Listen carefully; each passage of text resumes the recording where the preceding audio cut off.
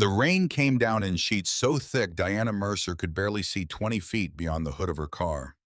It was 2:14 in the morning on a Tuesday in November, and Route 99 stretched ahead of her like a black ribbon dissolving into nothing. No streetlights, no other cars, just the hypnotic slap of windshield wipers and the hiss of tires on wet asphalt and the low hum of an engine that had 212,000 miles on it and was starting to show every single one. Diana reached for the paper cup in the center console. Cold. She drank it anyway. 6 months ago, her life had a shape she recognized.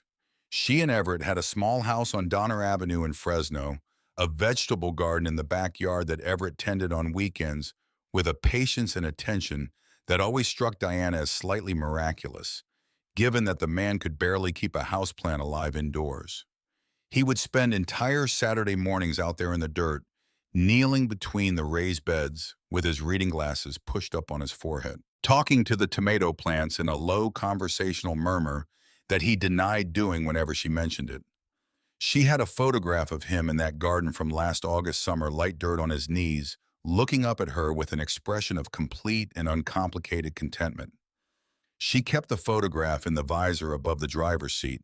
She had looked at it so many times in the past 6 months that she no longer needed to look at it to see it. He was a machinist at a fabrication plant out on the east side of town. Precision work tolerances measured in thousandths of an inch, the kind of job that required a specific and disciplined mind and rewarded it with the satisfaction of things made correctly. She managed the front office at a dental practice on Shaw Avenue, scheduling billing patient intake, the 10,000 small administrative details that kept a medical office functioning. They were not wealthy people. They had never expected to be. But they were people who paid their bills on time, who kept a modest savings account that grew slowly but steadily, who believed with the quiet conviction of people who have never had serious reason to doubt it, that if you worked hard and stayed honest and showed up every day, the arithmetic of life would eventually come out even. That belief had not prepared them for what came next. In January, Everett started getting tired. Not the kind of tired that accumulates over a hard week and dissolves over a weekend. Not the tiredness of a man who needs a vacation or a change of pace or a few extra hours of sleep. This was something different in its character, a fatigue that seemed to originate somewhere below the surface level of ordinary exhaustion that settled into his bones and muscles and refused to be addressed by rest. He would sleep 9 hours and wake up depleted. He would sit down after dinner and find that standing back up required a deliberate, effortful decision. He lost 12 pounds between January and the end of February without changing anything he ate. He started bruising from contacts so minor they shouldn't have left to mark the corner of the kitchen cabinet, a door frame he had passed through 1,000 times without incident.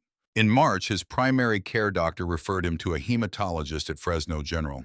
Diana had gone with him to that appointment.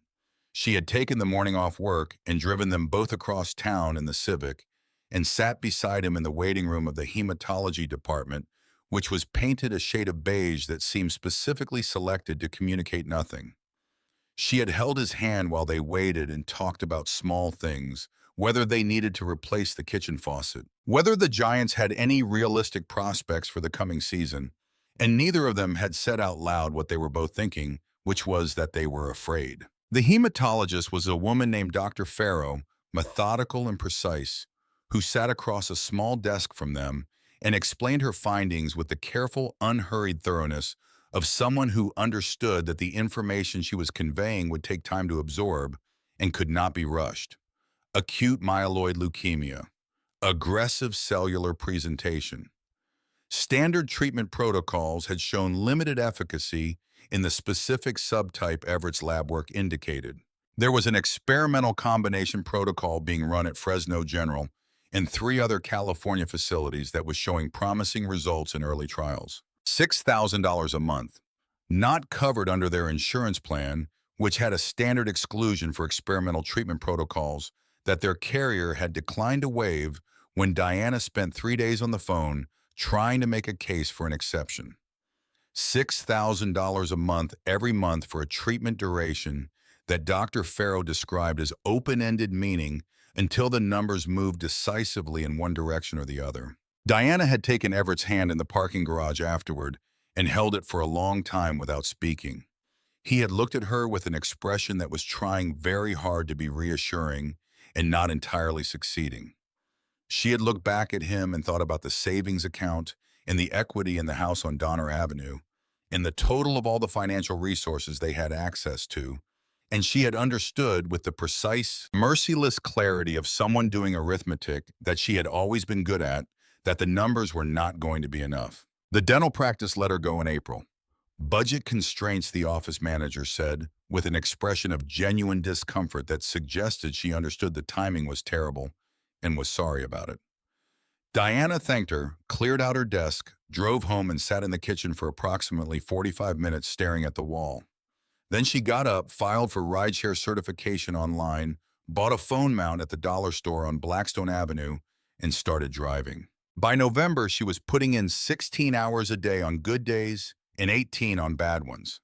She slept in 3-hour stretches between shifts, catching what she could on the fold-out couch in the hospital family lounge when Everett was in for treatment, and she couldn't bring herself to make the drive back to Donner Avenue for a few hours of sleep in an empty house.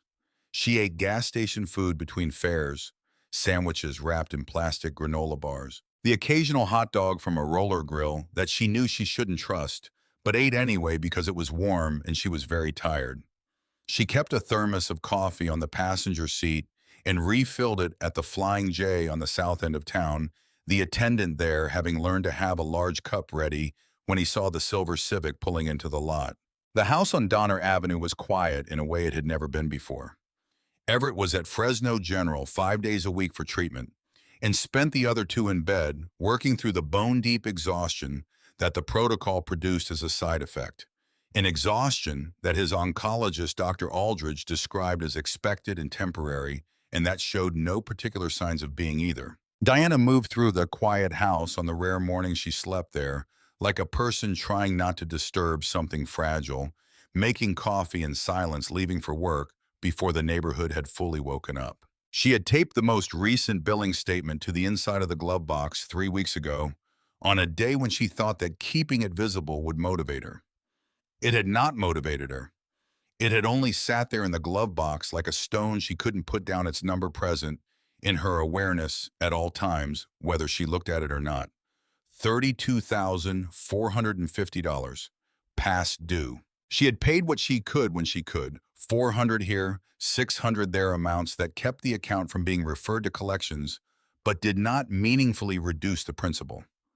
The balance had grown for 5 months now, despite her payments, the monthly treatment charges exceeding her capacity to keep up with them.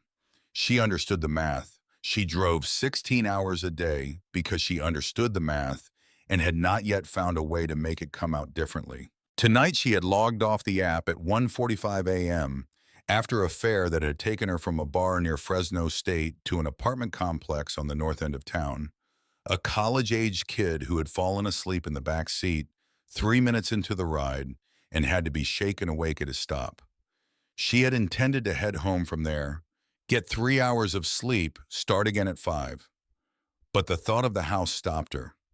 The thought of walking into those quiet rooms, of the bed that still smelled faintly of Everett soap, despite the months since he'd slept in it properly, of the photograph on the refrigerator and the garden visible through the kitchen window dormant now in November, the raised beds bare and waiting for a spring that she was trying very hard not to think about in any terms other than certainty. She had kept driving south instead. Sometimes moving was the only thing that felt like doing something. Forward motion as its own kind of answer to a question she didn't know how to ask differently. The rain had started around midnight and had not let up. She was 30 miles south of Fresno, running through a stretch of Route 99 that cut between flooded agricultural fields, the irrigation ditches on both sides, overflowing water sheeting across the road in shallow rivers that caught her headlights and threw them back in fractured reflections. No other cars, no lights anywhere on either side of the highway, just the dark and the rain and the rhythmic percussion of the wipers. She was reaching for the thermos when her headlights caught the object in the road. It was sitting squarely in the center of the right lane, dark, compact, not moving. Her first thought was blown tire tread. The highway collected debris constantly, and at 2:14 in the morning, in zero visibility rain, it was reasonable to misidentify. Her second thought arrived a fraction of a second later when she registered that the object had a shape that was too symmetrical, too deliberate to be road debris. She swerved left hard, instinctive, and the front tires hit a sheet of standing water on the painted divider line. Hydroplane. 1 full second of zero traction, the wheel going completely slack in her hands, the car doing whatever physics required it to do, rather than whatever she was asking of it. Her stomach dropped through the floor, and then the tires caught the rougher surface beyond the water, and the car shuddered, and the steering came back, and she was in control again, barely the Civic fishtailing 2 feet before she brought it straight. She steered onto the shoulder and stopped, hit the hazard lights, sat with both palms flat on the wheel. The shaking started in her hands and moved up her arms. She let it happen. She breathed the way Everett's cardiologist had demonstrated once in a completely different context, in through the nose count to 4 out through the mouth. And after 3 repetitions, the shaking in her arms had settled to something manageable. She had not hit anything. She was certain of that, but she needed to verify it. She found the LED flashlight in the glove box, the same glove box with the billing statement taped inside it, and unclipped her seatbelt and stepped out into the rain. The cold was immediate and total. The temperature had dropped into the low 40s, and the rain hit her jacket with the indifference of weather that is not concerned with what it costs you. She was soaked through in under 10 seconds. She swept the flashlight beam across the front bumper first. No damage, no blood. The bumper was unscathed. She turned the beam toward the road. The object was still there, shifted slightly by the passage of her tires sitting in the cone of her flashlight beam in the middle of the rain-slicked asphalt. She walked toward it slowly, her boots loud on the wet gravel of the shoulder, the hazard lights clicking their orange rhythm behind her. She crouched down. It was a wallet. Not a wallet in the sense of the word that describes the thin bifold she kept in her jacket pocket. This was something else entirely, a slab of cowhide the length and width of a large paperback novel, dark with rain and age, and something that had soaked into the leather so thoroughly over so many years that it was now simply part of the material's character. Motor oil, mostly with something else beneath it. The wallet was secured by a steel chain as thick as a dog's leash, the individual links heavy and scratched to bare silver at every contact point. She lifted it. The weight surprised her, even after registering the size. Close to 2 pounds. She turned it over in the flashlight beam. On the front face, pressed deep into the leather by a tool in a hand that knew what they were doing, was an image. A skull with wings wearing a motorcycle helmet rendered in detail that was simultaneously crude and precise in the way of things made with total conviction. She had seen that image before. Everyone who had grown up in the Central Valley had seen it at some point on the back of a vest at a gas station, on a bumper sticker on a highway, in news coverage of events that warranted news coverage. You learned what it meant without being taught. Below the skull, stamped in gold foil that had cracked at the edges and was peeling away from the leather in thin, translucent flakes, were 7 words in capital letters. Oakland, Chapter 1% ER. Diana stood in the rain on Route 99 with this object in her hands and the flashlight beam steady on those words for a moment that lasted longer than moments usually last. She thought about setting it back down. The thought was fully formed and completely serious. She stood with it for what was probably 5 seconds. Then she thought about $32,450. She carried the wallet back to the car. She sat in the driver's seat with the door shut and the dome light on and the windows fogging from her body heat and the hazard lights keeping their rhythm. The wallet went on the passenger seat. She looked at it for a moment before opening it. The smell hit her first when she undid the heavy brass snap tobacco and gun oil, and something underneath both of those, something she couldn't identify and didn't try to. She pushed past it. The money was packed into the expandable interior pockets in tight bundles secured with rubber bands. She pulled them out one at a time and laid them on the passenger seat beside the wallet, her thumbs moving through the edges of each stack, the way she had learned to count cash at the dental office, where they had kept a petty cash drawer she reconciled every Friday. The bills were hundreds, clean, crisp, consecutively ordered within each bundle. She counted once, then she counted again, then she counted a third time because the number seemed too precise to be real and she needed to confirm it. Then she counted a fourth time because she still didn't trust herself. $12,000. $12,000 was exactly 2 months of Everett's treatment protocol. 2 months of the experimental combination that Dr. Aldridge had described in their most recent appointment with the careful language of someone who is trying to be accurate without being reckless. Measurable regression, she had said.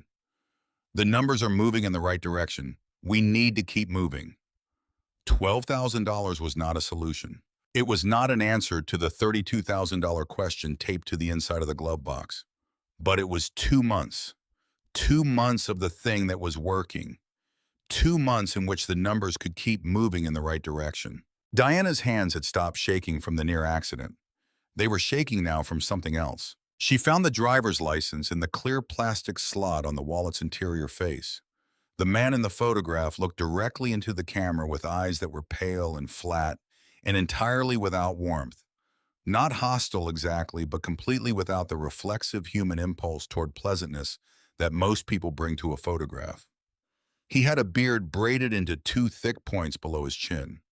A scar began at his left ear and ran down along his jawline and disappeared into his collar, pulling the skin around his left eye into a slight, permanent squint that made him look like a man perpetually calculating something.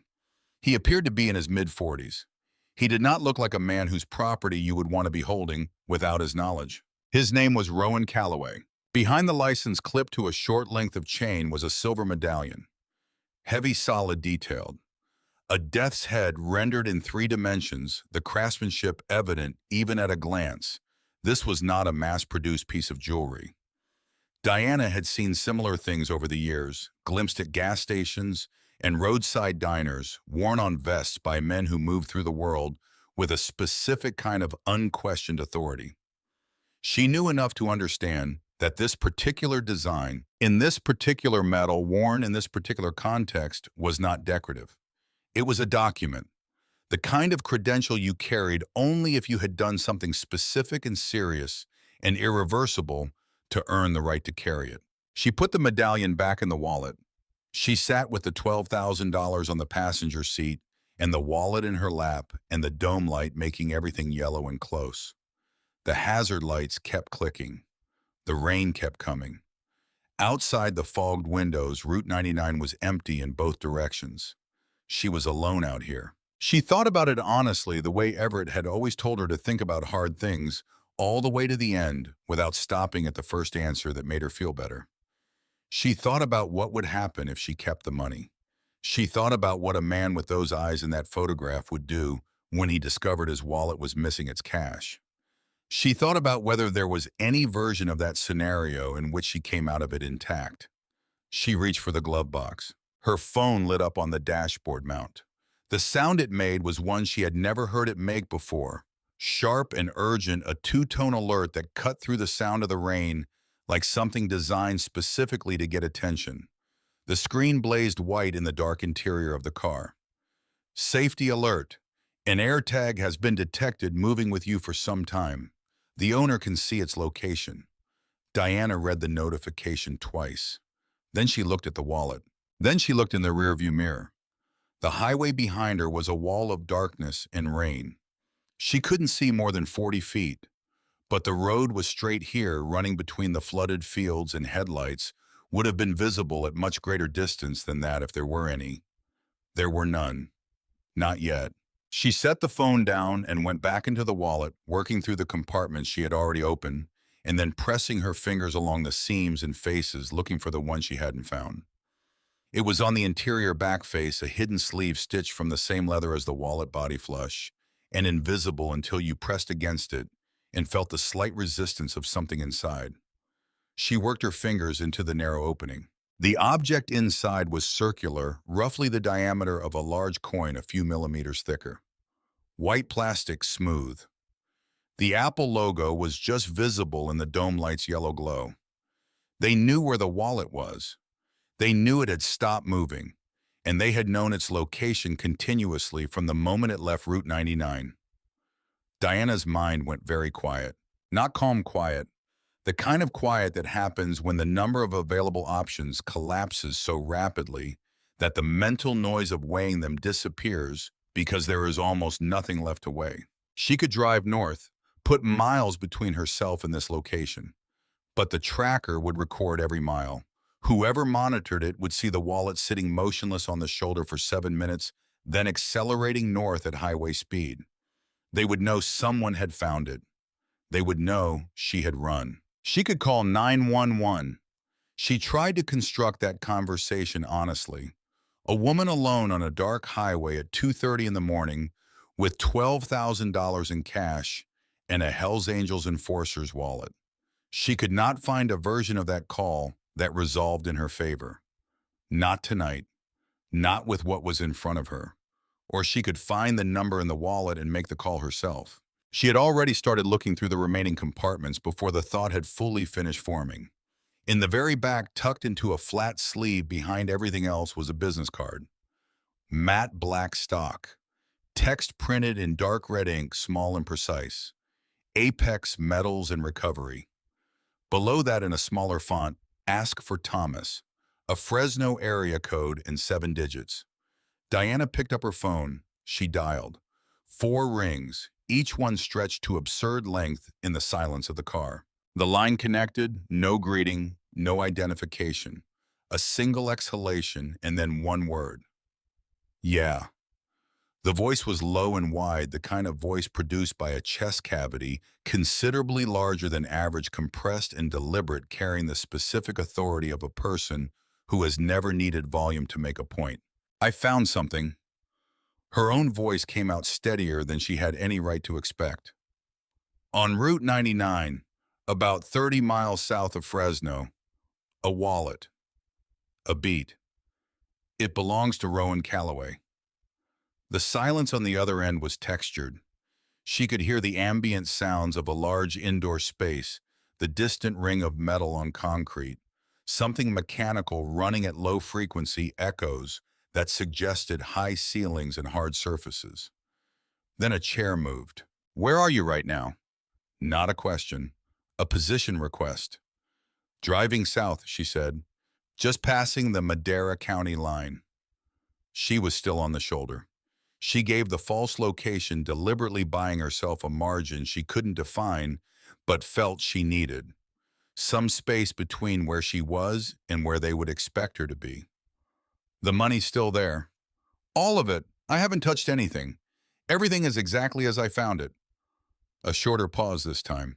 Take exit 142 going east, 3 miles to the industrial park. Look for the rusted water tower, big, you'll see it before you see anything else. Turn right at the gates. You have 12 minutes. A pause. If that tracker moves anywhere else tonight, or if you make another call, there isn't a hole deep enough for you to find. You understand what I'm saying to you? I understand, Diana said. The line went dead. She sat with the phone in her hand for a moment. In the rearview mirror, the highway was still empty. Exit 142 was less than 2 miles back north. 12 minutes was sufficient time. She had the margin she needed. She thought about not going. She walked the decision all the way through the way Everett had taught her, not stopping at the first answer that felt like relief, but following it forward to its actual end. She imagined driving away north, the tracker showing her route on someone's phone.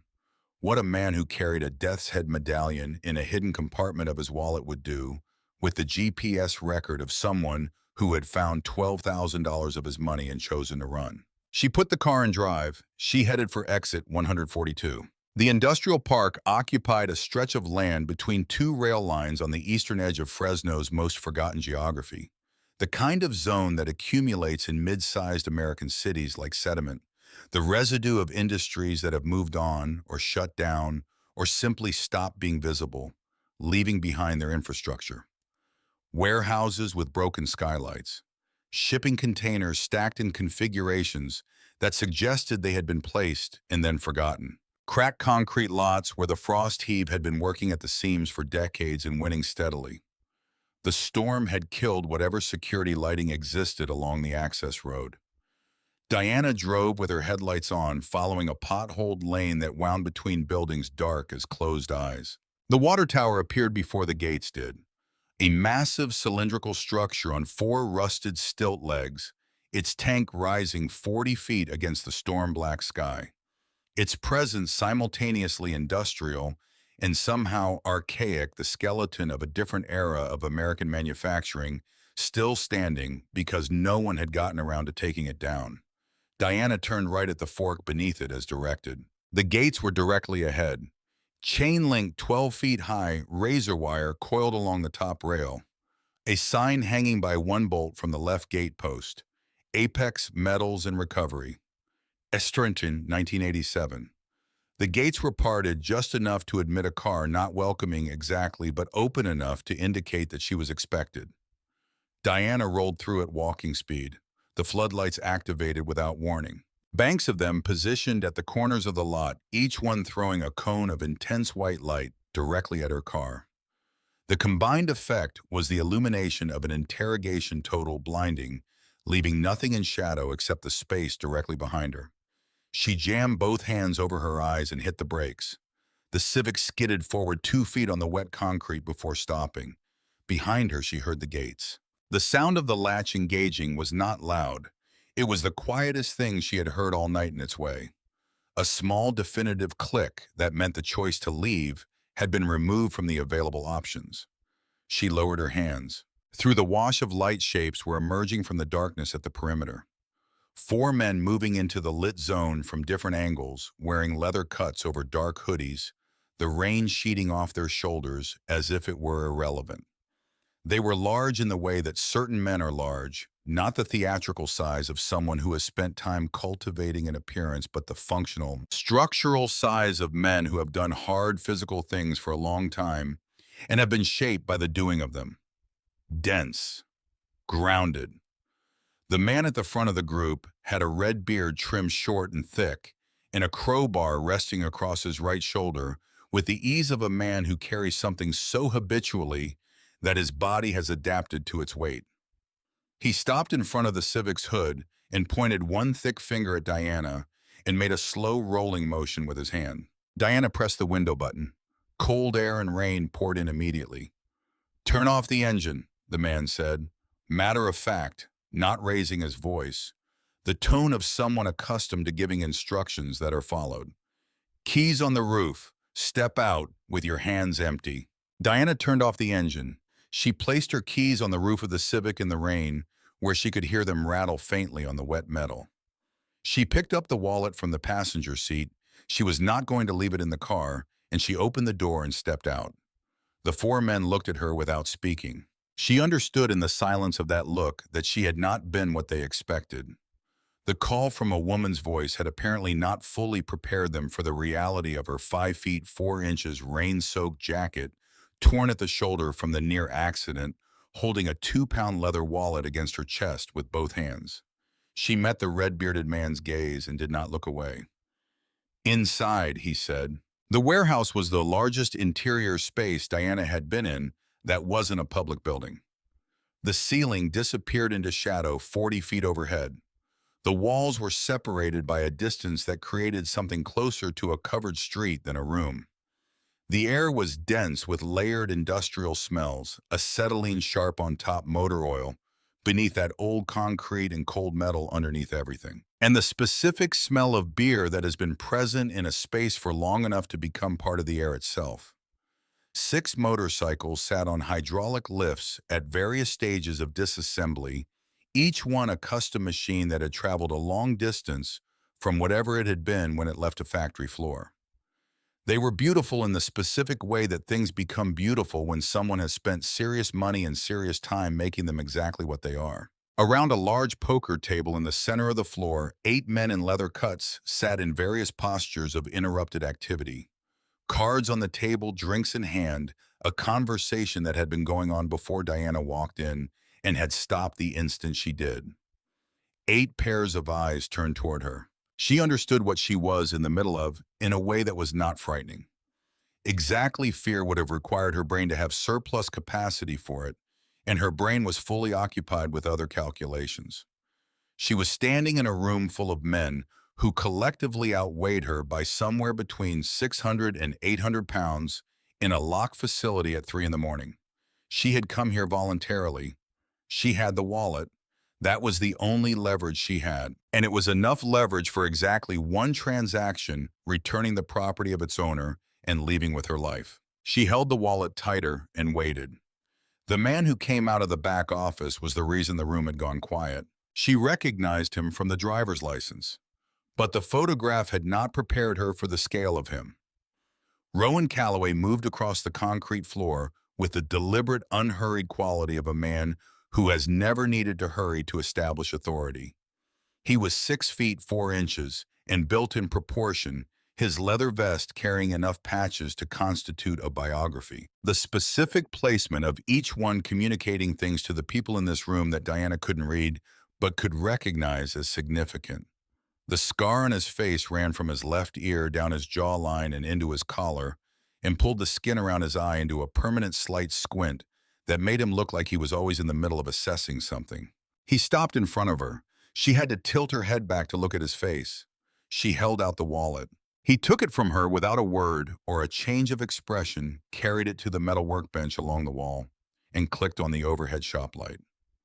He worked through the contents with the speed and precision of someone who has performed this specific inventory many times. The cash bundles first, each one thumbed through with his right hand, while his left laid them in a row on the workbench surface. Diana stood in the center of the room and didn't move. The men at the poker table didn't move either. Nobody spoke.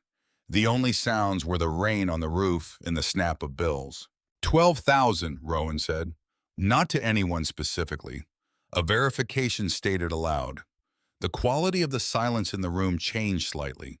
Not relaxed, but the specific tightness that had been in it since she walked in loosened by perhaps 1 degree. He checked the air tag, located it in its hidden sleeve, verified it was undamaged, set it on the bench. He retrieved the driver's license and held it briefly before placing it beside the tracker. He removed the silver medallion, held it in his palm for a moment, something in the gesture that was almost proprietary, the touch of a man confirming the presence of something important, and set it down. Then he reached into the final compartment. His hand stopped. Diana watched it happen, watched the change in his shoulders, not dramatic, not the sudden seizing of shock, but a subtle shift in the set of the muscle and tendon, a change in the quality of his stillness. The controlled professional confidence in his posture didn't disappear. It curdled into something else, something that had a temperature to it, cold and heated at once, the specific combination that belongs to a man receiving information he was afraid he would receive. He stood motionless for 3 full seconds. Then he turned around. Between the first 2 fingers of his right hand, he held a piece of paper, folded twice, glossy stock the size of a photograph. He unfolded it slowly under the shop light and held it flat on his palm. He looked at it for a long time. Then he looked at Diana. He crossed the room in 3 strides. The men at the table came to their feet in a single collective motion, hands moving to waistbands. Rowan Calloway's left hand came out and his fingers closed around the front of Diana's jacket, and he lifted her backward and pinned her against the corrugated steel wall of the warehouse with a force that drove every cubic inch of air out of her body at once. Her boots left the floor. She grabbed his forearm with both hands. It was like grabbing a structural beam. She was not going to move it. "Where did you get this?" His voice had not risen in volume. It had dropped. Below the range of normal speech, something transmitted more through the steel wall and the floor and the bones of her chest than through her ears. The voice of a man who does not raise his voice because he has never needed to. She worked to get words out against the pressure. "I didn't open that compartment. I only saw the cash and the ID. I swear to you, I didn't touch anything else in that wallet." "Look at it." He held the photograph in front of her face. She made herself focus. A young woman, mid-20s, blonde hair, worn loose, a gray sweatshirt with a university logo partially visible at the collar. She was seated in a wooden chair, her wrists bound behind her with what appeared to be electrical cable, the binding tight enough that the skin above it was discolored. The chair was in the center of a concrete room. Bare walls, bare floor, a single bare bulb hanging from the ceiling on a cord. The woman was looking directly into the camera. Her face was bruised along the left cheekbone, a bruise that had been there long enough to color fully. Her eyes were open and clear and completely, absolutely terrified in the specific way of a person who has had time to understand exactly what they are afraid of. The edges of the photograph were stained with rust-colored smears. The staining was not old.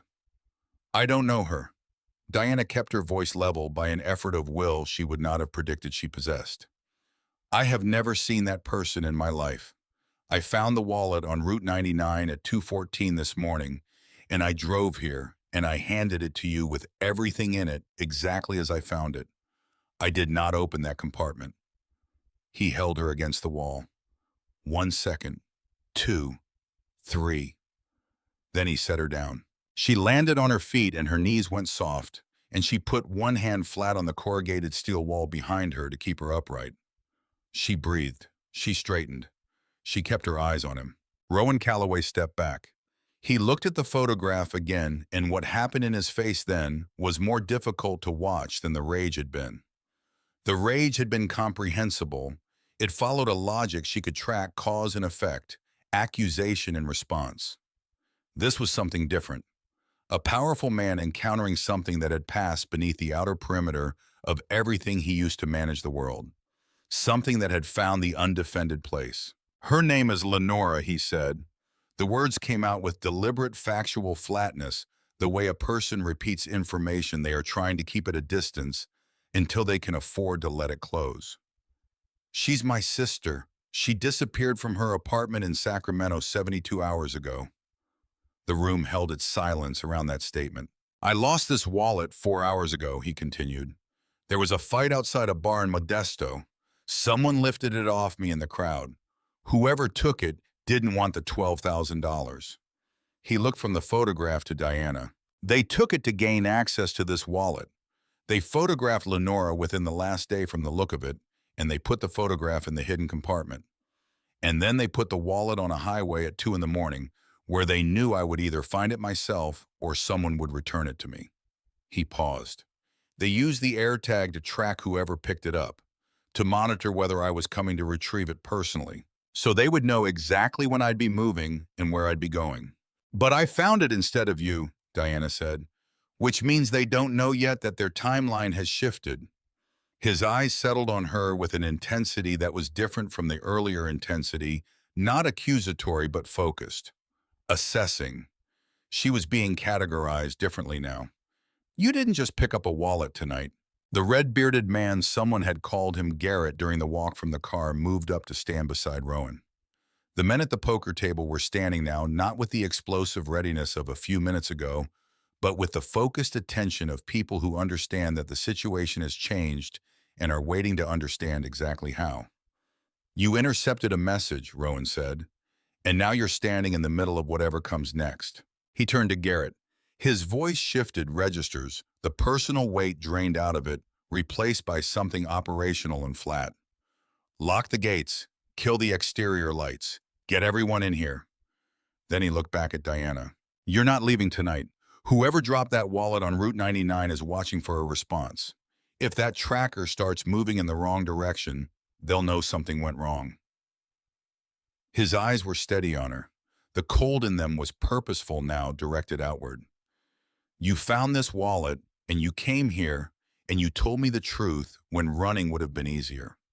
I need to know everything, the exact location where you found it, the direction of traffic, anything you saw on that highway in the minutes before and after. Diana looked at the locked gates. She looked at the room full of men.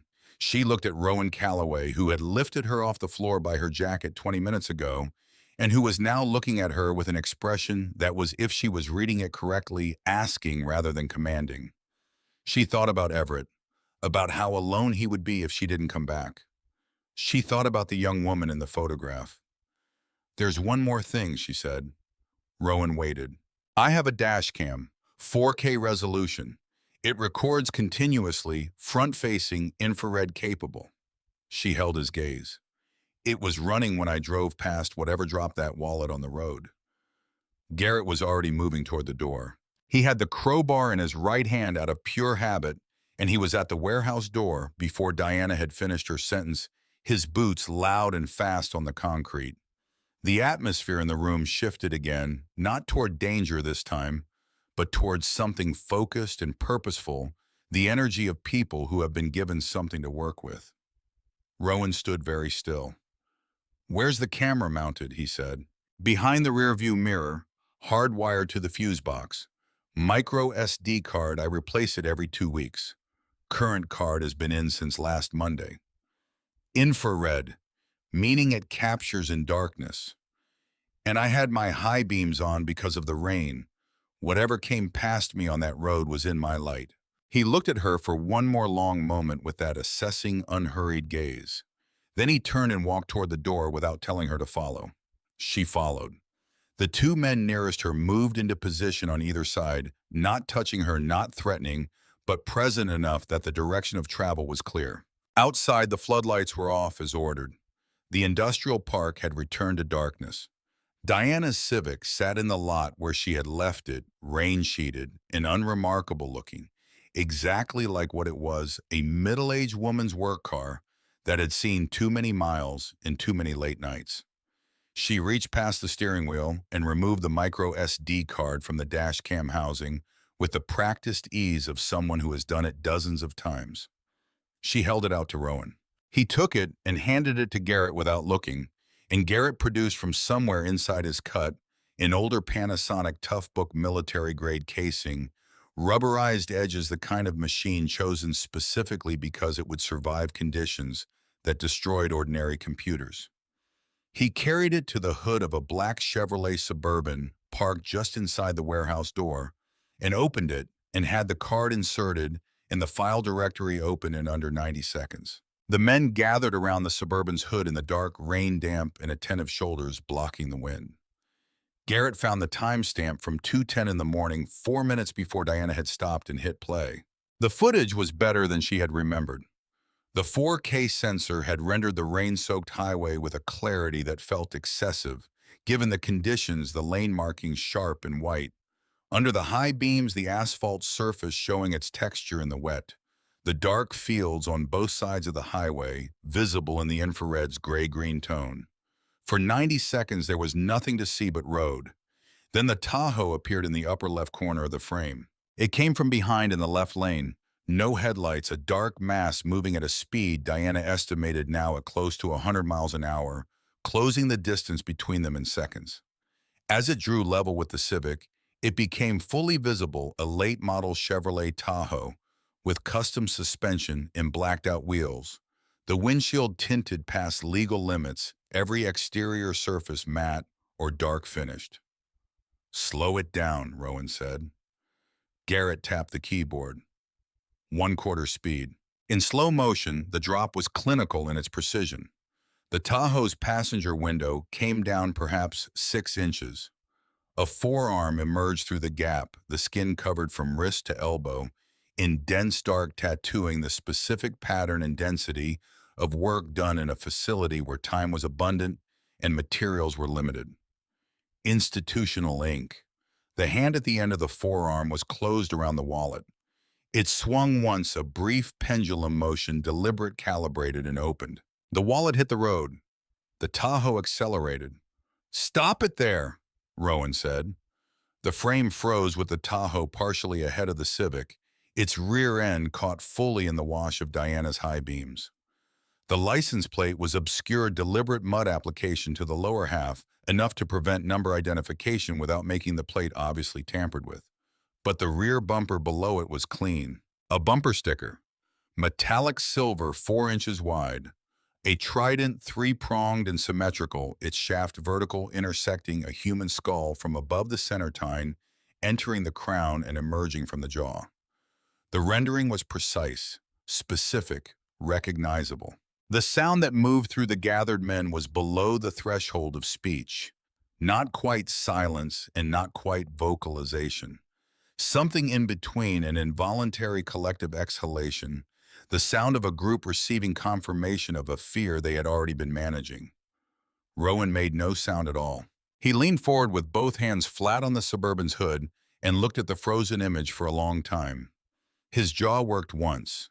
His eyes moved across the frame with the thoroughness of a man not just seeing, but committing every detail, filed every element, integrated into a structure of understanding that had been under construction for some time.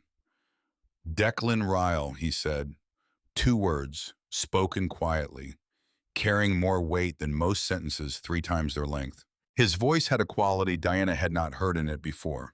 Not the controlled rage of the moment with the photograph, not the operational flatness of his instructions to Garrett. This was something more considered and therefore more dangerous. The voice of a man who has just had a suspicion confirmed and has moved directly from confirmation to calculation. Garrett straightened from the laptop. The look he exchanged with Rowan communicated in the compressed shorthand of men who have spent years working together under pressure. Irish syndicate's been pushing on the Bakersfield corridor. 6 months of encroachment. We knew they'd escalate.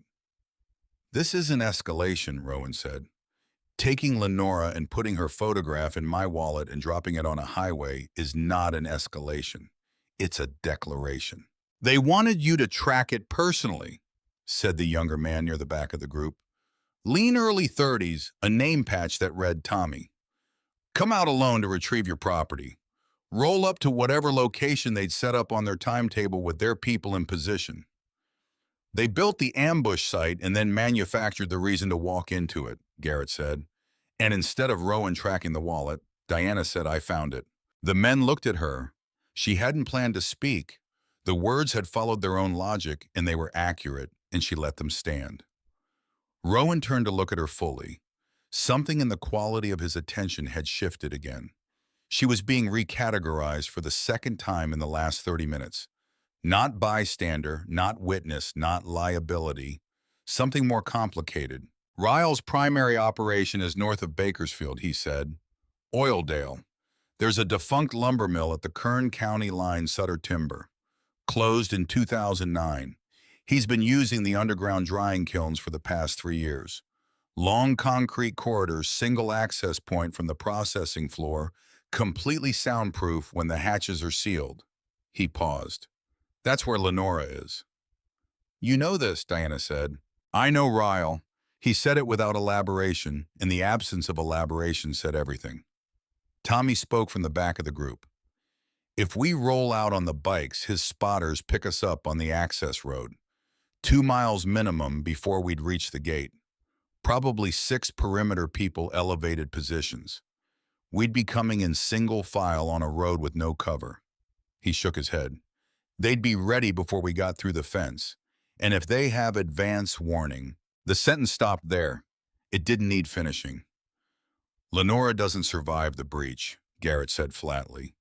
The silence that followed was the particular silence of a group confronting a tactical problem with no clean solution. The silence of people who are good at what they do and who have just encountered a situation that outflanks their most obvious capabilities. Then Rowan turned his head. He looked past the group, past the Suburban, past the open warehouse door. He looked at the Honda Civic sitting in the rain-dark lot. He looked at it for a measured, considered length of time. Then he looked at Diana. They know every bike I run, he said. Every Harley in this club is logged by Ryle's people. A V-twin engine at night carries 3 miles on flat terrain. In this rain, maybe 2. They'd hear us coming long before we arrived. He paused. They don't know your car. Diana understood where this was going roughly 1 sentence before he reached it. There is no version of this that I'm comfortable with, she said. I know.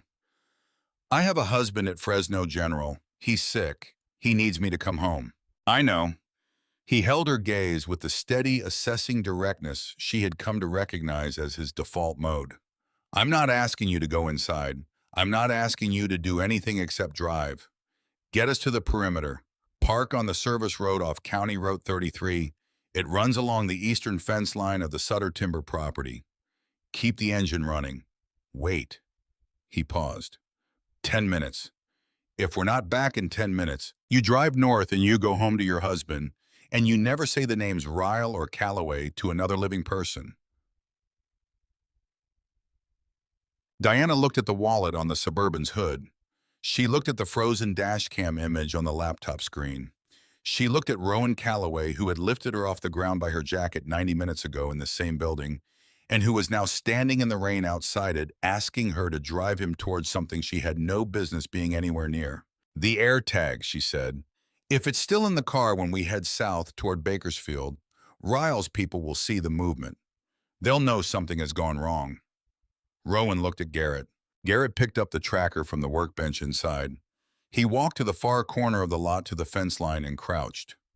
When he stood back up, the AirTag was no longer in his hand. 20 feet away, a large mixed-breed dog that had been sheltering under a pallet stack lifted its head with sudden brightened interest. Garrett crouched again, made a brief low sound, and the dog came forward. Garrett spent 30 seconds with the dog. When the dog moved off, trotting north along the fence line with a new sense of direction and purpose, the AirTag was attached to its collar. Ryle's monitoring system just picked up a dog heading toward the Fultonia neighborhood, Garrett said, walking back.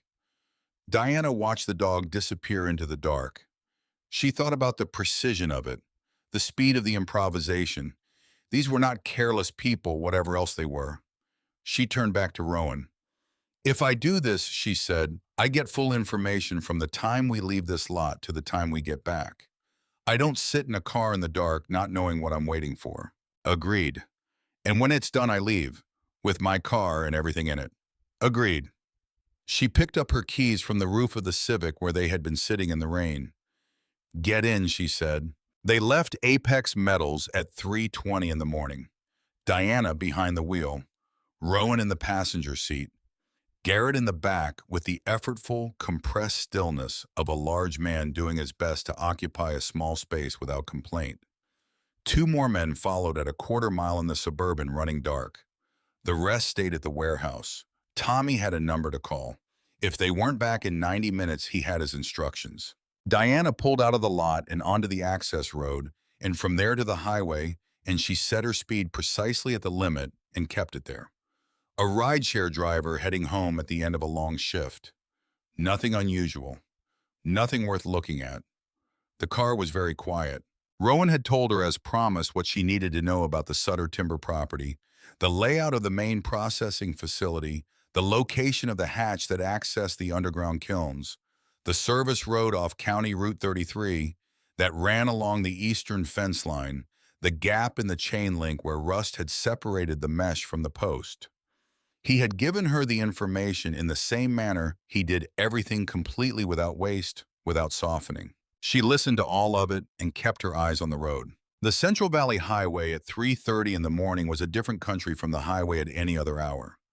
The agricultural operations that define this landscape, the fields, the orchards, the packing houses, the irrigation infrastructure, running for miles in every direction, were all invisible in the dark and the rain.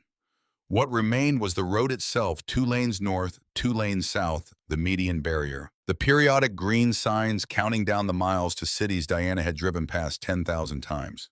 She knew this highway the way she knew the rooms of her house, not consciously, but in the specific bodily knowledge of a thing navigated so many times it no longer required attention. She turned off 99 onto Route 33 and felt the character of the road change beneath the tires, the surface maintained to a lower standard, the shoulder less defined. Then off Route 33 onto an unmarked county maintenance road that was unpaved and that the rain had converted into a surface requiring constant correction. The Civic did not have 4-wheel drive. Diana kept her speed down and her hands responsive, and worked with the mud rather than against it. Rowan said nothing. Garrett said nothing. She was grateful for the silence. It meant she could think. She thought about what she was doing, which was driving 2 armed men toward a confrontation with a criminal organization in an industrial area north of Bakersfield at 3:40 in the morning, in a car that was not designed for this purpose, and a road that was not designed for comfortable transit. She thought about how this night had begun, which was with a cold cup of coffee and a desire to keep moving rather than face the silence of the house on Donner Avenue. She thought about the sequence of small decisions, the swerve, the stop, the flashlight, the wallet, the call, each one following from the previous, with a logic that had seemed clear at each step and seemed now in aggregate, either perfectly coherent or completely insane, and she was not certain which. She thought about Everett. She thought about the photograph on the sun visor, him in the garden last August looking up at her with that expression of complete and uncomplicated contentment, the tomato plants behind him still bearing fruit, the light of the afternoon coming across the yard at the specific angle it came at in August. She thought about what he would say if she told him what she was doing. She knew what he would say. He would be afraid for her, and then he would understand why she was doing it. And then he would be afraid for her again, and then he would say, "Come home." She intended to come home. At 3:47, Rowan said, "Stop here," in a voice barely above the ambient sound of the rain, and Diana stopped the car. They were at the edge of a stand of pine and scrub oak that had grown up along a fence line, the kind of marginal stand that occupies the edges of neglected agricultural land, not planted, not managed, simply present. Beyond the trees, across 200 yards of open ground, the dark mass of the Sutter Timber Processing Facility was visible as a shape against the sky. Long, low industrial, no lights, no visible movement. The main access road curved around to the north. Here on the Eastern Service Road, there was nothing but the rain and the creak of the car's metal and the sound of Diana's own breathing. Rowan turned in his seat and looked at her directly. 10 minutes, he said. Engine running. If you hear sustained fire from multiple positions and neither of us comes through that door in 10 minutes, you drive north to Route 33 and you go home. He paused. You have a husband who needs you to make that drive.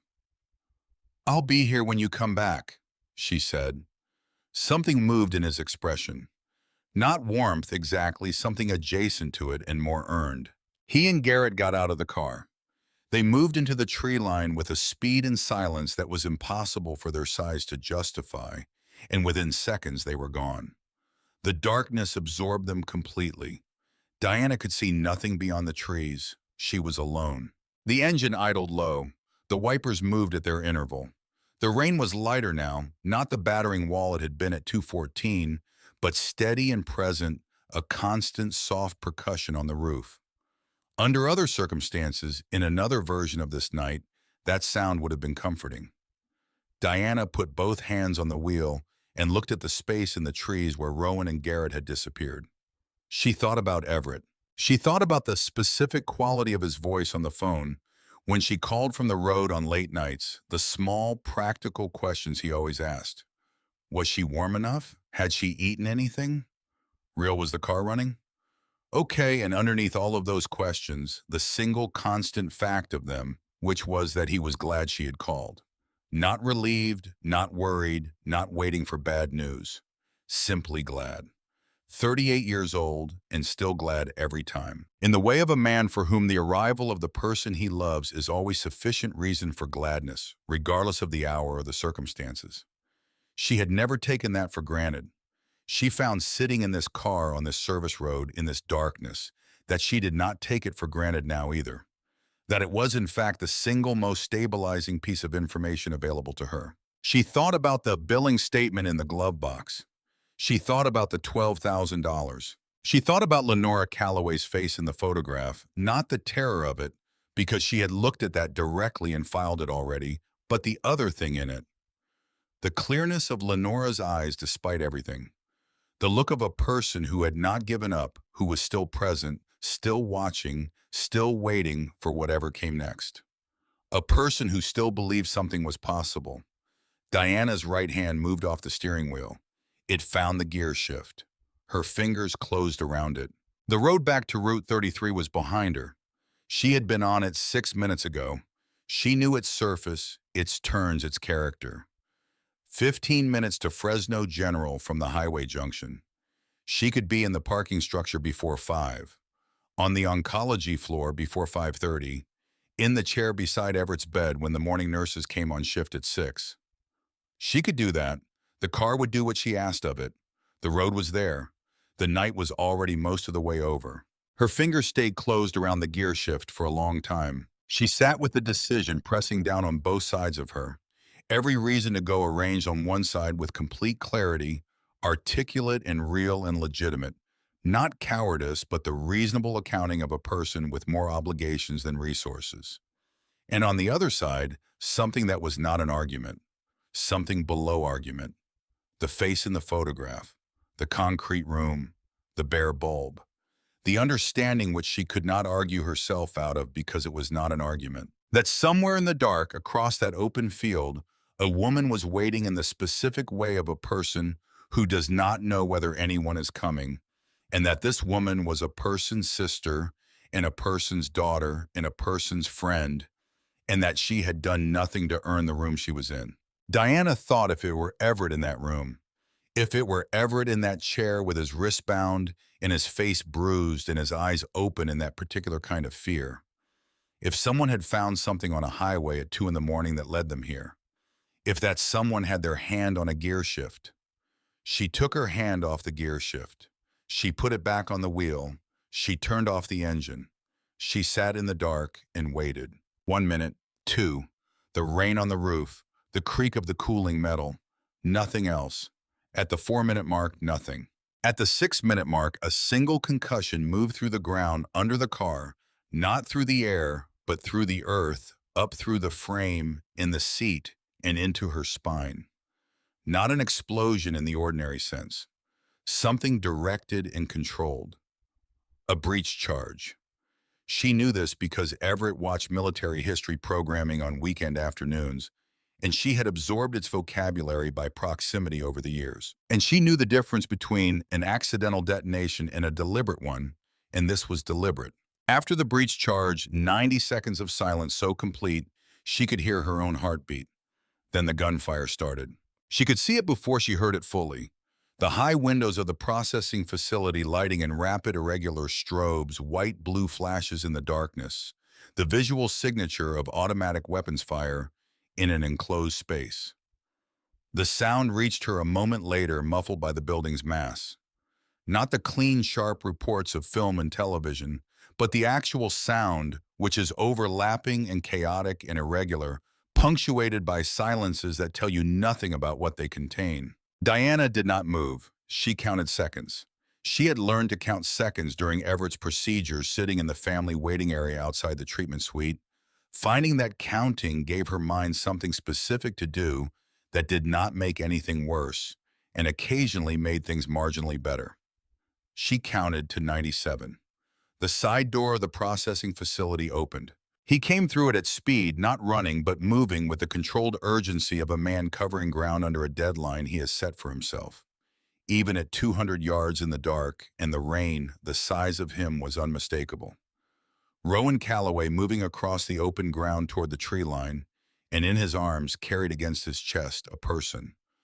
Diana had the doors unlocked before she fully processed what she was seeing. Lenora Calloway was smaller than the photograph had suggested, or perhaps it was only the context of her brother's arms that made her appear smaller.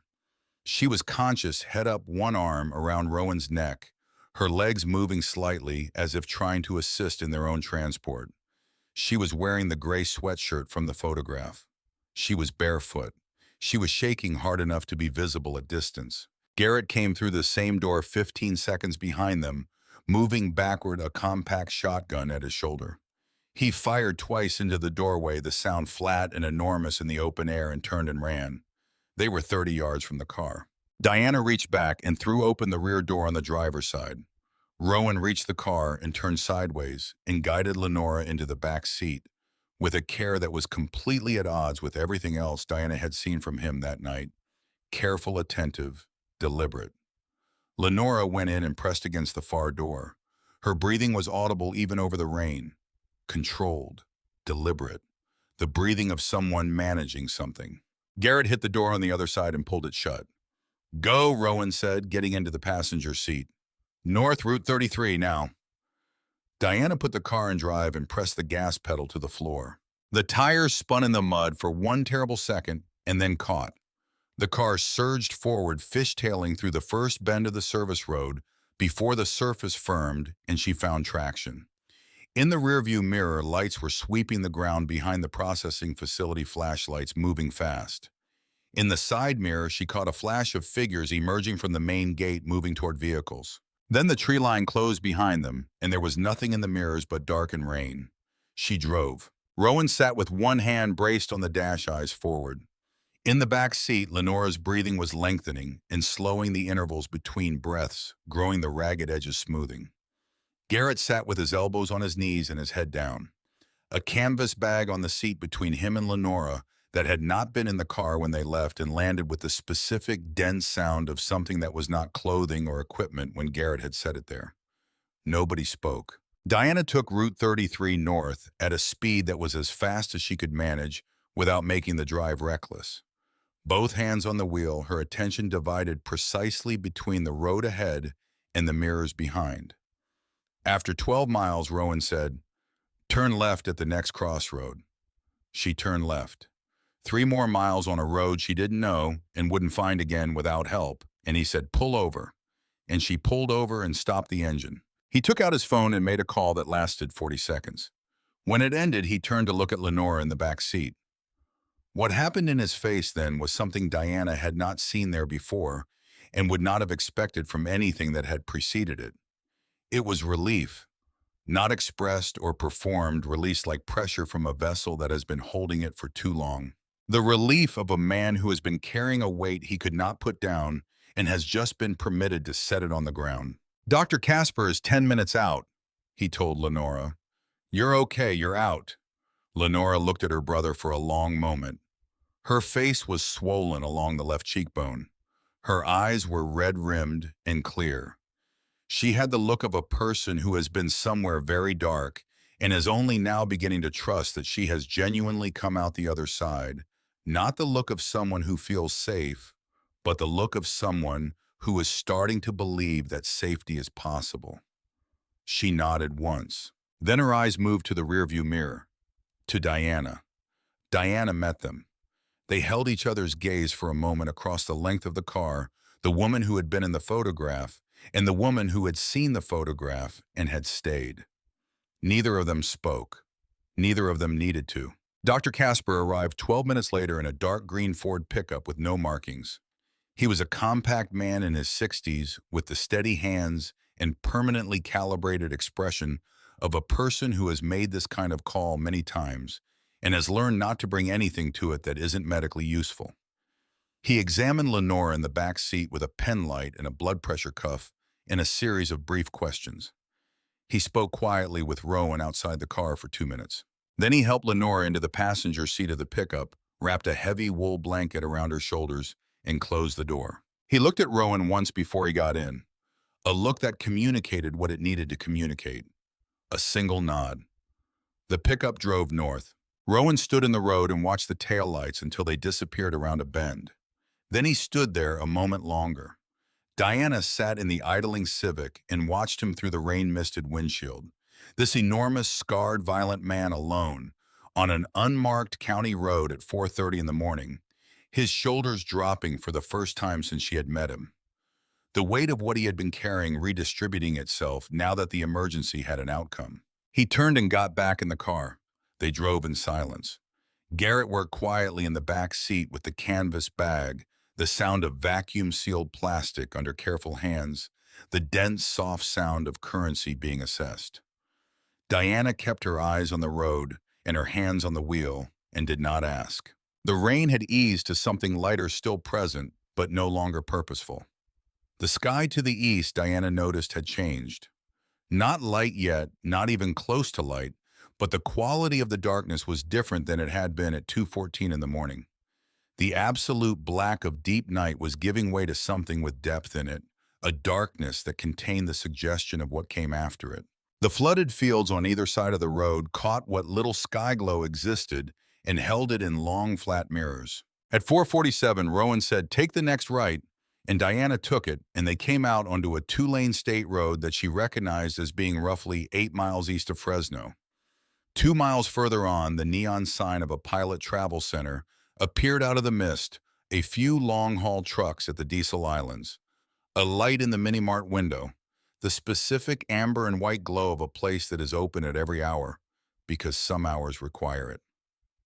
Pull in here, Rowan said. Diana pulled in and drove to the far end of the lot, away from the trucks, and parked under a light that had burned out and left a dark patch in the lot's illumination. She turned off the engine. For a moment, none of them moved. The silence after the engine stopped was different from all the silences during the drive. This one had finality in it, the quality of a thing that has ended rather than a thing that is continuing. Diana became aware in the absence of motion and purpose of the full inventory of what the night had cost her body. Her hands were steady, steadier than she had any right to expect, but the muscles in her forearms were vibrating with the fine, barely visible tremor of tissue that has been at continuous high tension for hours and is only now permitted to release. Her back ached across the shoulders and down into the lumbar, the specific ache of prolonged alertness. Her eyes felt abraded. She was cold in the deep way of someone who has been wet for a long time. Not wet on the surface, but cold throughout the cold of inadequate core temperature rather than surface exposure. She put her head back against the headrest and closed her eyes. She thought, I am alive. She thought, I am 8 miles from Fresno General. She thought, I am going to see Everett today. Behind her, she heard the canvas bag. She opened her eyes. Rowan had turned in his seat. He was not looking at her. He was looking at the glove box. More specifically, at the gap in the glove box door. She had not fully closed it when she retrieved the flashlight at 2:14, and in all the motion and urgency since then, it had remained slightly ajar. Through the gap partially displaced by the movement of the night, the Fresno General Hospital letterhead was visible on the billing statement she had taped inside. He reached out and opened the glove box fully. He took out the bill. Diana watched him without speaking. He unfolded it with the same care he had applied to everything else, completely methodically, not skipping anything. In the neon and dark light of the gas station lot, the pink and white of the Pilot Travel Center signage catching the edges of the paper, he read it. All of it. His eyes moved down the page at a measured pace. They stopped at the bottom. Everett Mercer, account number. Balance due $32,450. Past due. He held the paper. The gas station hummed around them. Across the lot, a diesel engine turned over and caught with the specific deep rumble of a machine designed for sustained work. The rain tapped lightly on the roof. Rowan refolded the bill along its original creases. He held it in both hands for a moment, looking at it as a complete object rather than reading it. Then he set it on the dashboard in front of him in the cone of the faint ambient light where it was visible to both of them. He turned to look at Diana. She met his eyes. How long has he been in treatment? He said. 6 months, Diana said. The experimental protocol started in May. There are 4 oncologists in California running it. His is at Fresno General. She paused. It's working. His cell counts have been moving in the right direction for the last 2 months. They need to keep moving. You've been driving 16-hour days to pay for it. Every night. He was quiet for a moment, in which the gas station went about its business around them, and the rain continued its diminishing, and the sky to the east continued its slow private preparation for what came after dark. My father had cancer, Rowan said. He said it without preamble, without the tonal signals that usually precede a personal disclosure, just stated it in the same register he used for operational information as a fact that was true and relevant. Pancreatic, 11 years ago. He was gone in 4 months. By the time we understood what we were dealing with, the time when understanding it might have changed the outcome was already past. He looked at the folded bill on the dash. No one should have to drive 16 hours a day to keep their husband alive. Diana didn't say anything. There was nothing that could be said to that without diminishing it. Rowan reached into his vest. He removed the wallet, the object that had started the chain of this night, the heavy cowhide slab with its steel chain and its gold foil lettering and its weight and its smell. He set it on his knee and opened it and began removing the cash bundles, stacking them on the center console with the methodical efficiency of a man conducting an ordinary transaction. $12,000 in hundreds built a neat, solid stack between the seats. Diana looked at it. She looked at him. He turned to Garrett. Garrett lifted the canvas bag over the seat and handed it forward. Rowan set it on his lap and unzipped it fully. In the gas station's ambient light, Diana could see the contents clearly for the first time. 4 vacuum-sealed bricks of currency, each one the size and weight of a hardcover novel, each one packed with bills visible in layered compression through the heavy plastic. The sealing was professional, the kind used for currency that needs long-term protection from environmental contamination and trace evidence. This was not operating cash. This was not club funds. This was Declan Ryle's money taken from Declan Ryle's private vault by Garrett Boyle, while Rowan was in the underground kiln retrieving his sister from the chair she had been in for 72 hours. Rowan lifted the 4 bricks out of the bag one by one and stacked them on top of the $12,000. The stack on the center console became substantial. He took a folding knife from his cut, opened it, and cut the vacuum seal on one brick, pressing his thumb through the plastic and fanning the bills with the speed of someone who has counted large amounts of cash often enough that the process is nearly automatic. Each brick is between 24 and 26,000, he said. 4 bricks plus the original 12. He looked at the stack. Call it $115,000. Diana looked at the stack. $115,000 was the entire remaining balance on Everett's account, and then some. It was every remaining month of the experimental protocol and a margin beyond. It was the thing that had been impossible in her arithmetic for 6 months sitting on the center console of her 2008 Honda Civic at 5 in the morning. I can't take this, she said. You drove these roads tonight, Rowan said. You kept the tracker from leading me into an ambush. You sat in a dark car for 10 minutes with every reason to start the engine and drive away. He paused. You thought about running and you stayed. I stayed because I didn't know how to do otherwise, Diana said. That's what staying is, Rowan said. That's exactly what it is. She didn't have an answer to that.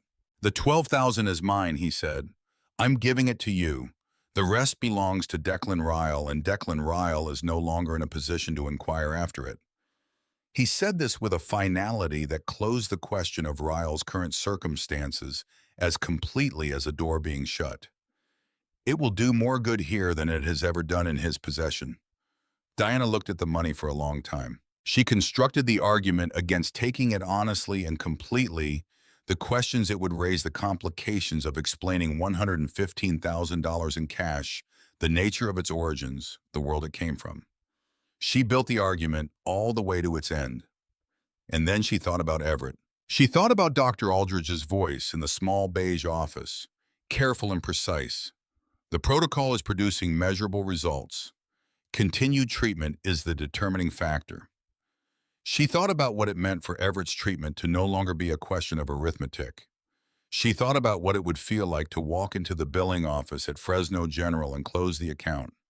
She thought about Everett in the garden in August, looking up at her, the tomatoes behind him, the afternoon light, that expression. She reached out and put her hand on the stack of money. She didn't pick it up yet. She held her hand on it for a moment and felt the reality of it, the physical, actual, present tense reality of enough money to save her husband's life under her palm in a gas station parking lot at 5 in the morning. Your father, she said. You said no one should have to drive 16 hours a day. No, Rowan said. They shouldn't. Tonight I did something else instead. She paused. I'm still trying to understand what that means. He looked at her for a moment with an expression that was not easy to name. Not warmth, not simply respect, but something that partook of both and had been earned in a specific, irreplicable way over the course of a specific, irreplicable night. It means you're the kind of person who stays, he said. He opened the passenger door. The cold air came in. The rain had tapered to almost nothing. A fine mist in the gas station lights the kind of precipitation that is more memory than event. Rowan stood beside the car with his hand on the open door and looked at the road that led north toward Fresno. Take care of your husband, he said, and buy yourself a better car. He closed the door. Diana watched through the misted window as he walked to the edge of the lot. A dark SUV had pulled in quietly at some point during the last several minutes, Tommy at the wheel, engine running, no lights. Garrett got out of the back seat of the Civic and followed without a word. They got in. The SUV pulled out and turned south, and in 30 seconds the taillights were gone.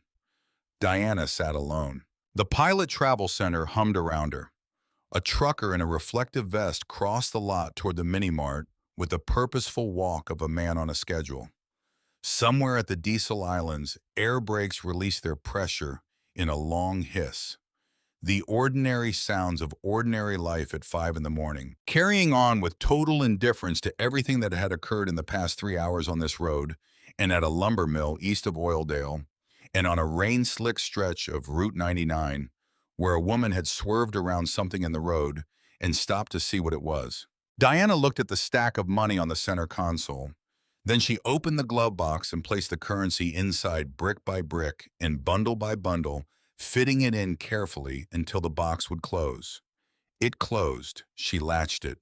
She sat with her hands in her lap for a moment. Then she opened the glove box again and took out the billing statement, the paper that Rowan had read, and refolded and placed on the dashboard the paper with the number $32,450 and the name Everett Mercer and the words "past due." She looked at it. She thought about the 6 months this paper represented, the 16-hour days, and the cold coffee, and the 3-hour sleeps, and the 2 a.m. miles on highways like Route 99. All of it aimed at this number, this paper, this account. She folded it small and put it in her jacket pocket. She started the engine. Route 99 northbound at 5:15 in the morning was the cleanest she had ever seen it. The storm had washed the surface of everything and left the lanes bright and distinct under her headlights. The painted markings crisp and white, the asphalt dark and new-looking in its wetness. The sky to the east had made significant progress. The deep blue of pre-dawn had a warmth at the horizon now, not color yet, but the atmosphere making space for it preparing. She drove at the speed limit with both hands on the wheel and let the highway do what it did, which was carry her north. She thought about the night. Not in sequence, she was too close to it for sequence. It existed as images and textures and sensations, a collection of indelible things that had not yet assembled themselves into a narrative. The wallet on the wet asphalt, the smell of the warehouse, acetylene and gun oil and old beer, the specific sensation of Rowan Calloway's hand closing around her jacket, and her feet leaving the floor, and the effort required to keep her voice level while that was happening. The dashcam footage, slow motion, the tattooed arm, the 10 minutes alone in the car with her hand on the gear shift, the sound of the breech charge through the floorboards. Lenora's face when she came out of the building held in her brother's arms. Lenora's eyes in the rearview mirror. Diana had not made a heroic decision tonight. She was clear about that. She had not been brave in any way she would have recognized as bravery before this night began. She had been a woman who was exhausted and frightened and alone, and who had been thinking about a photograph of a woman in a concrete room, and who had, when the moment came, been unable to be the person who drove away. It was not calculation. It was not principle, or at least not principle as an abstract thing. It was something more basic, something that lived below the level where arguments are made and weighed. Something that was simply there, like the road under the tires, like the engine's hum, like the turning of the sky from black to almost not black in the east. She thought about what Rowan had said. "You're the kind of person who stays." She didn't know if that was true as a general characteristic. She knew only that it had been true tonight on this road in this car, with her hand on the gear shift in the dark. She had taken her hand off. She had stayed. That was the specific thing that was true, and it would be true permanently now, part of the permanent record of what had happened on a Tuesday in November on the Eastern Service Road behind the Sutter Timber Facility north of Bakersfield, in the middle of a rainstorm, at 4 in the morning while a man carried his sister across open ground. The Fresno General Hospital parking structure appeared on her left at 5:44. She took the ticket from the machine and drove up to the third level and parked in the space near the elevator that she always used at this hour. The overnight visitors, gone the day shift, not yet arrived, the level nearly empty. She turned off the engine.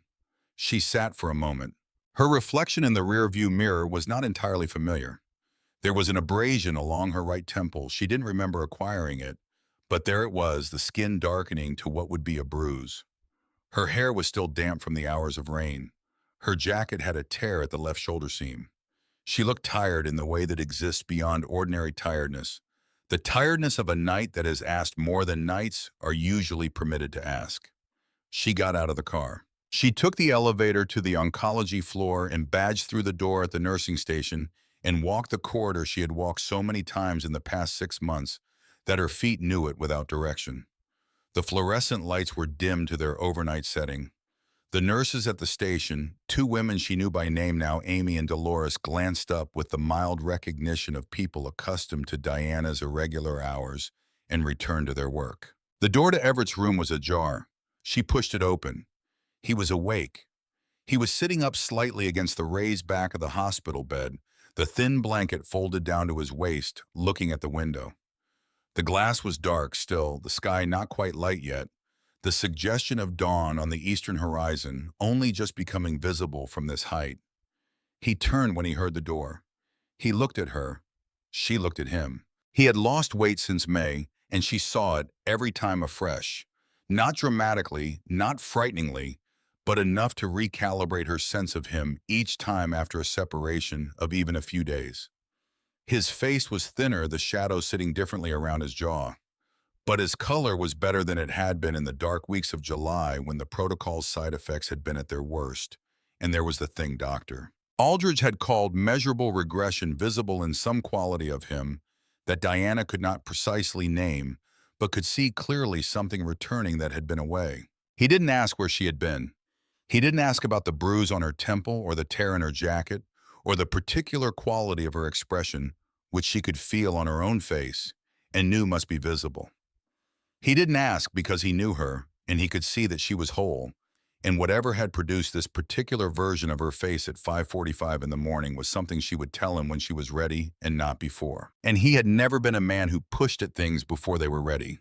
He looked at her with the expression she had been carrying with her through every hour of the past 6 months, through the 16-hour shifts and the cold coffee and the 2 a.m. miles and the moments of despair she had never let him see. The expression that said without qualification or condition that he was glad she was there, that her presence was sufficient, that whatever had preceded her arrival was already less important than the fact of her arrival. She crossed the room. She sat down in the chair beside his bed, the chair that had conformed to her over months of occupancy, the chair she knew the way, she knew the driver's seat of the Civic. She took his hand. She put her head on his shoulder. Outside the window, the sky was continuing its slow morning work. The deep blue at the horizon was becoming something warmer, the first true color beginning to separate itself from the gray, the east brightening in the gradual, unhurried way of a process that has been underway for hours and is simply now becoming visible. Everett turned his head and pressed his lips to the top of her hair. "Long night," he said. His voice was quiet, morning rough entirely without demand.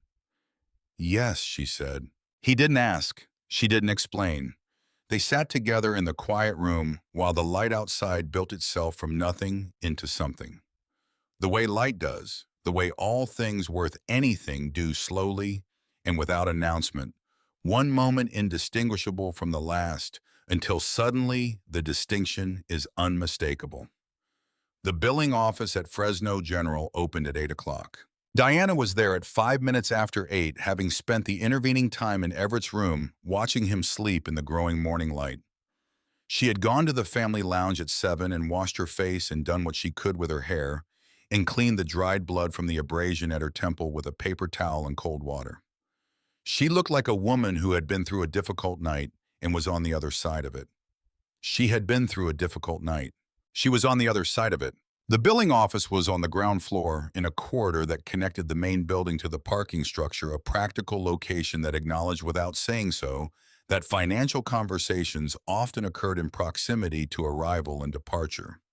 It had a waiting area with 4 chairs and a low table with magazines that were 6 months old, and a window with a sliding glass partition behind which a woman was already at her desk when Diana pushed the door open. Her name tag said Patricia. She looked up with the careful, practiced neutrality of someone who has spent years receiving people in financial difficulty and has learned not to project outcomes onto them before she knows what they've come to say. I have an account I'd like to settle, Diana said. Of course, Patricia said. Name on the account, Everett Mercer. Patricia typed. She looked at her screen for a moment with the same careful neutrality. I see the account. The balance is $32,450, Diana said. I know. She took the billing statement from her jacket pocket and unfolded it on the counter. The same paper that had been in the glove box for 3 weeks that Rowan Calloway had read by neon light in a gas station parking lot at 5 in the morning, that she had taped to the inside of the glove box on a day when she thought that keeping it visible would somehow help. She smoothed it flat on the counter with her palm. Then she reached into her jacket and took out the envelope she had prepared in the Civic in the parking structure while Everett slept 3 floors above her. She placed it on the counter beside the billing statement. I'd like to apply the contents of this envelope to the balance in full, she said. Patricia looked at the envelope. She looked at Diana. She picked up the envelope and opened it with the practiced efficiency of someone who handles paperwork continuously and extracted a portion of the contents and counted it without expression. She returned the portion to the envelope, picked up the phone, made a brief call that Diana could hear but not understand, and waited. A minute passed. 2. Patricia typed. She waited for something on her screen. She typed again. She printed a single page and set it on the counter and slid it across to Diana with the same careful, neutral expression she had maintained throughout. Diana picked it up.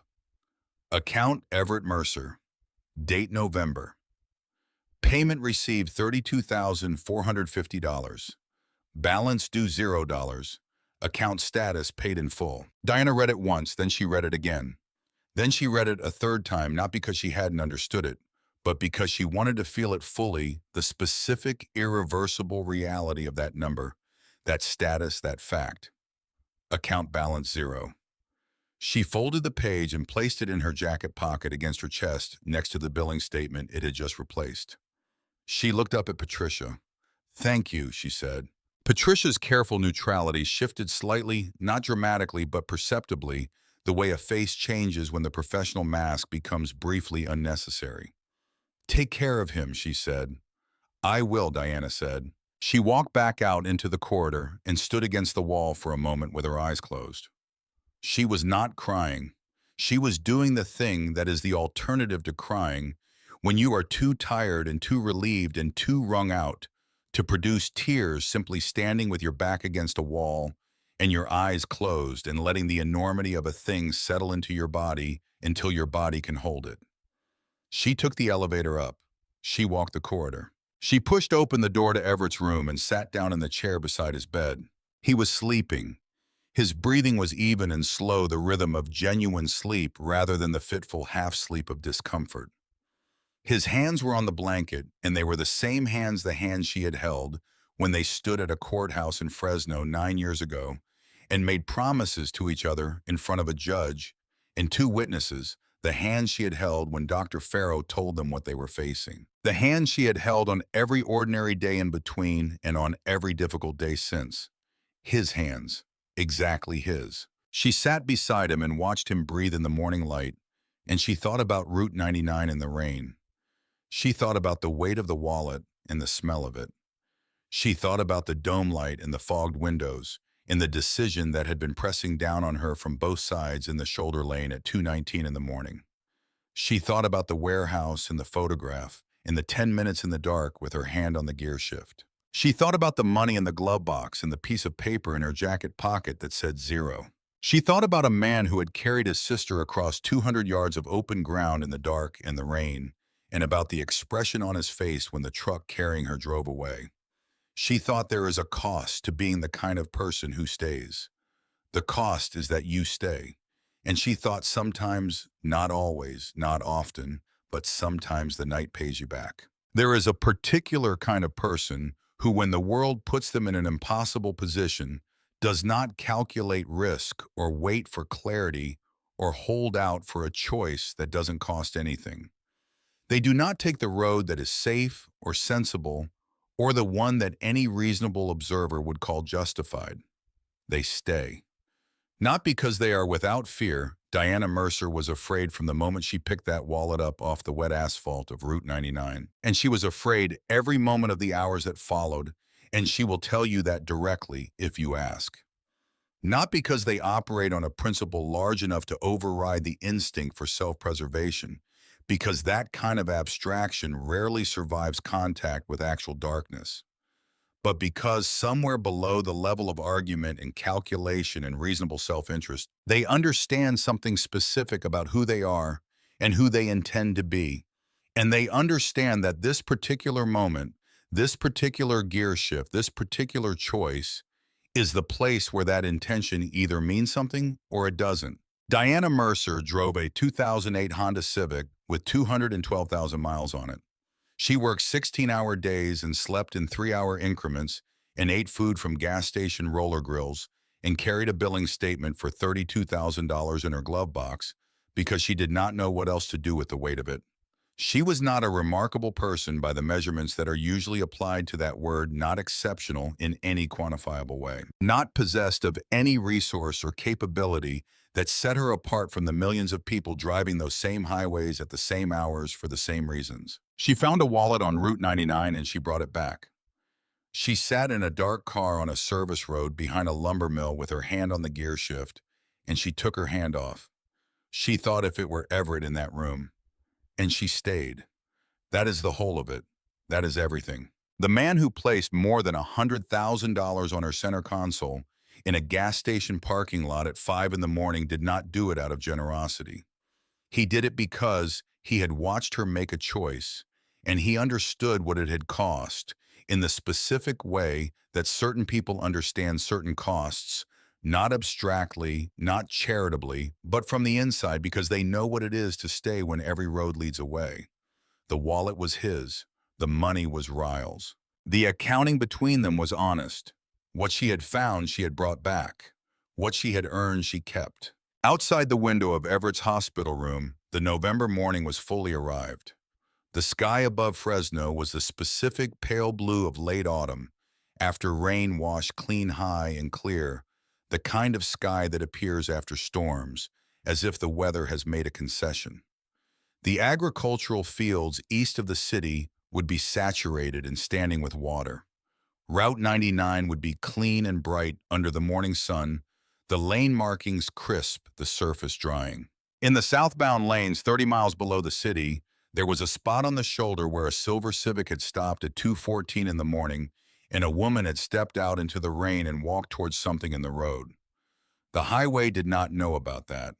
The highway continued north and south between the fields, carrying the morning's first traffic, indifferent and constant, the way highways are. But Diana Mercer knew about it. She would always know about it. She would drive that stretch of road again, as she would drive every stretch of road in the Central Valley, because the road was her work, and her nights were long, and she would not stop. But she would know every time she passed that shoulder, that particular stretch of dark asphalt between the flooded fields, that this was the place where she had swerved and stopped and stepped out into the rain and found the thing that changed the arithmetic of everything that followed. Not because the wallet had been there, because she had stopped to look at it, because when the AirTag alert had lit her phone, she had made a call instead of running, because when Rowan Calloway had said get in, she had said get in and meant it, because when she had her hand on the gear shift in the dark and every road led away, she had thought about a woman in a photograph and she had taken her hand off. Because when Rowan had said you stayed because you chose to, she had had no answer. Because she had none. Because it was true. Everett turned in his sleep, and his hand where it lay on the blanket moved slightly toward hers. She took it. She held it in both of hers on the edge of the hospital bed in the morning light coming through the window, in the quiet room, in the ordinary, extraordinary fact of him breathing, and her present, and both of them still here. Long night, he had said. Yes, and the night had paid her back.